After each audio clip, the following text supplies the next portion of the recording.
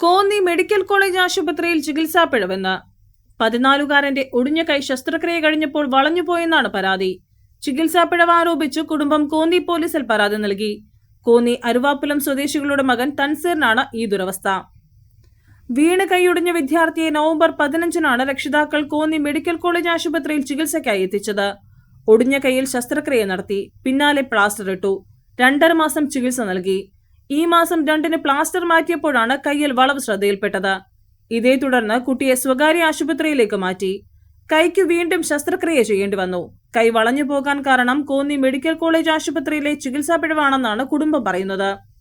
എന്നാൽ ചികിത്സാ പിഴവല്ലെന്നും കുട്ടികളുടെ ചില കേസുകളിൽ ഇങ്ങനെ സംഭവിക്കാറുണ്ടെന്നും ആശുപത്രി സൂപ്രണ്ട് പറഞ്ഞു. ചികിത്സാവേളയിൽ എക്സ്റേയിൽ ഉൾപ്പെടെ കുഴപ്പമില്ലായിരുന്നു.